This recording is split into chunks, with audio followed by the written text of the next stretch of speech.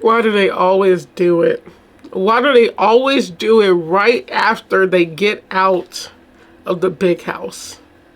How do you meet these people? Do they not give off psycho vibes early on in the relationships?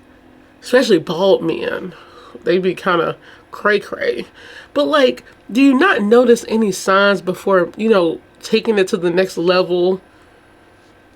Because when it happens, you're taken off. You're like, you're shocked. You're like, why would you put your hands on me? But were there any signs before in which you could have left?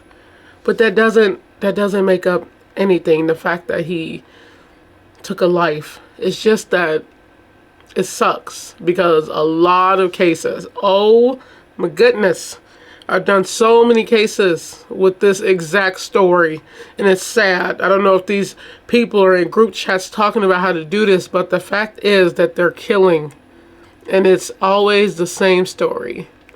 Assault, murder.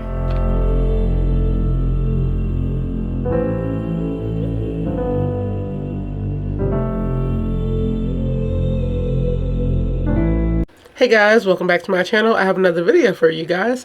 I am so sick of these videos because, well, not these videos. I'm so sick of these crimes because it's just it's nonstop. And I have to talk about them because I bring awareness for you guys because you might not know about this, or maybe you have, but I talk about a lot of smaller cases because it's stuff you know it happens, but I say this a lot. I say this in so many videos I've done.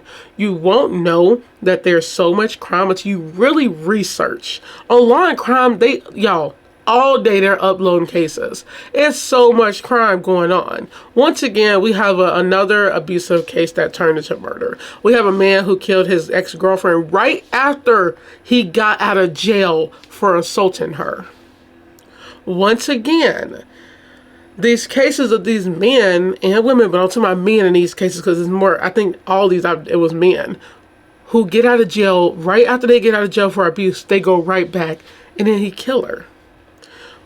What can we do? This is sad. It's like restraining orders, but I think there has to be something. I think the victim should have like, they should have like protective custody. They should be in protective custody for like a week or something, a month. And I think if they're in the same area, I think I would want to move, first of all. I think they should tell the victim to move. If he gets arrested, go to jail, and they say he's going to be released, I think it should be mandatory for that victim to move because of safety. You don't want nobody to die. You want the safety of the victim. And I just think it's so sad because the men don't care. They know exactly where they live. They know where their family lives. They know everything, and they're going to go right back to you. Can you imagine somebody going to jail for like abusing you? And then the next, like, once he get out, you open the door and it's him. Oh my God. And then you need to be strapped up. Let's be real. You need to have some weapons. If he's abusing you, and yeah, first of all, she got him in jail. So that's a rest in peace. They got that step, thankfully, but he wasn't in there long enough. I'm like, these people have anger issues. Like, we need to do something else with that. Like, there's so many cases where these men, they just come right back and just try to hurt you because they're still angry for no reason. And I don't know what's the point of being angry to that point, but you need help. And now you're going to prison. Like, he was in jail. He wasn't in prison, I believe. But you're going to prison now. And that's the sad thing. It's a lot of stuff that could be prevented. Did he have an ankle bracelet? I don't know. Ankle monitor? I don't know. Were there supervision? I don't know. All I know is that right after he got out of jail, he went to kill her. That's so sad. So let's get into it. I will effing end you. Mom shot to death by abusive ex-boyfriend who barged into home hours after jail release. Hours after jail release. Y'all remember the last case, another case we did with the dude, and there was the young couple. I think it was like 2 days after he got out, he went to murder her, and they found her body in a car in the gravesite. Oh my God! And there was a lot of stuff that could have been prevented with that one. But look how quick this stuff escalates. Hours after, like them.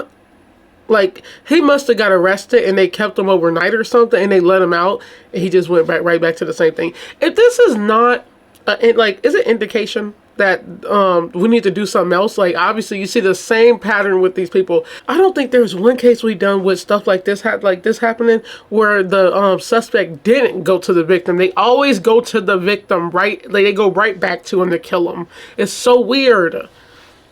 So his name is Casey Kent and her name is Jamie Hagan.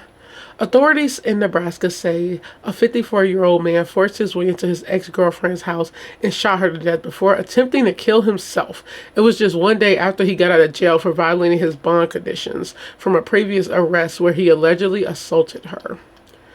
Casey Kent is accused of killing 36-year-old Jamie Hagan at her home in Seward, which is about 25 miles northwest of Lincoln, according to the Nebraska State Patrol. Hagan's 15-year-old daughter called 911 shortly before midnight Saturday at the home on 2nd Street. And how scary. She had a 15-year-old daughter. You got this crazed man in the worst time of night, midnight. That is scary. The hours, 11 p.m. through like 3 a.m. I think that's when everything happens, and that's the scary time. The fact that he tried to off himself, like, is this a case of, if I can't have you, nobody can? I feel like that's what this is. I told y'all, bald men. Not all of them, but a lot of them. Just that saying, I feel like that's what this is. Like, if I can't have you, nobody can. And I will take anybody out with me. That's so creepy. Dude, get over it. Get a life. Oh my goodness. I really gotta... I'm about to make that a shirt. Get a life and get my sister the Prophets, because I love seeing it. But yeah. That... Like... You was already abusive, and I want to know if she knew this early on. Did you see the signs? You know, some signs could be rage, different personality changes. If you really look at people, you'll really notice stuff, y'all. Like how fast somebody can switch, depending on if y'all argue a lot, depending on like what's the argument over. I have seen people argue over the dumbest stuff. Oh my God. And I'm like, I'm just listening, y'all. I'm a people watcher, and I'm just like, if this ain't a sign of like a red flag, please get out of that relationship, because you do not know what's coming. Especially y'all talking about arguments over like the most basic stuff you could think of. And if you have a whole argument over that, and somebody always threatening to leave you, look, it's time to go. It's time to go cut it a wrap. It's not worth it.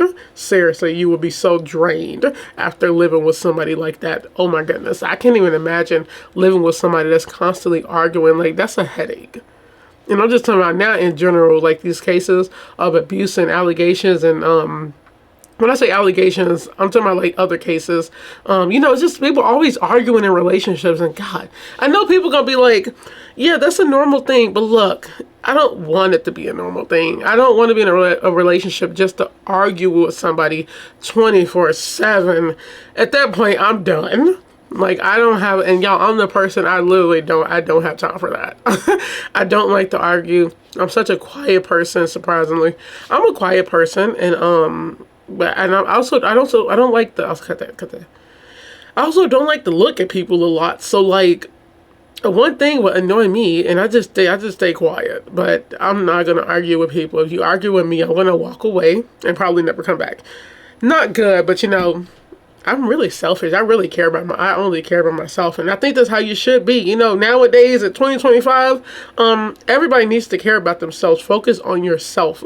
Like, take yourself on dates. You know, worry about yourself, your well-being. Go to like the spa. Like, handle yourself. I just don't got time for that. I don't have time for all that negativity. That stuff will really annoy me. God. I'm also taking a self-defense class very soon with my best friend, so yeah. A warrant filed Monday obtained by Law and Crime explains the sequence of events as seen by the responding officers. When cops rushed up to the home, they saw a storm door partially opened. It appeared that the interior door had been forced open, cops wrote. Officers yelled for anyone inside to come out. A man whom officers recognized as Kent came out with his face bleeding and a gun in the holster tucked into the front of his waistband, the affidavit said. He was suffering from a gunshot wound later determined to be self-inflicted. Cops then searched the home and discovered Hagan on the floor of the bedroom, suffering from gunshot wounds to the forehead, arm, and chest, cops wrote. She had no pulse and officers pronounced her dead. They searched another bedroom and found it locked. Hagan's 15-year-old daughter, who called 911, answered the door. She was unharmed. Paramedics took Kent to a hospital for life-threatening injuries. Troopers are maintaining custody of him as he receives medical treatment. He has not yet been charged in this case. Y'all know it's crazy. I'm the person, I'll be like, just let him go. I don't care about him. It's sad that you have like people losing their lives with their kids in the home. The saddest part is this is like, yeah, she passed away, rest in peace. It's so heartbreaking, especially a mother. You never want your mom to die. Oh my God. But the fact that her daughter heard it all, like she was there, and I can't even imagine what she's going through, the therapy she's going to need for this. She lost her mom. She heard it. Like, that's another level of trauma I would never want to, and like, I would never want to wish on nobody. I wouldn't want to be in that position. It's so heartbreaking just to like know your mom was murdered. Oh my goodness. It's just, you have people taking lives like that near their kids, and I don't understand why. Like, it's just so sad when you really think about it. Police are familiar with Kent. On December 16th, cops arrested him when he allegedly threatened and assaulted Hagen in front of another one of her children. A probable cause arrest affidavit said he shoved Hagen into shelving doors and walls. He also was accused of threatening to shoot her and saying, "I will deck you, I will effing end you." Kent is a military veteran and suffers from PTSD, Hagen told cops. Police arrested him for terroristic threats, domestic violence, assault, and child abuse. But after he bonded out, he contacted Hagen through an intermediary, what is that word? Intermediary, I think, on January 4th. The forward text from Kent that said he had something important to tell her. He allegedly discussed how he never turned her in for child neglect. And SNAP benefit fraud. Kent said Hagen could make the charges go away if she wanted to, the affidavit said. Hagen showed the messages to cops who arrested him. A judge increased his bond to $75,000, which he posted on Friday, the day before he allegedly killed her.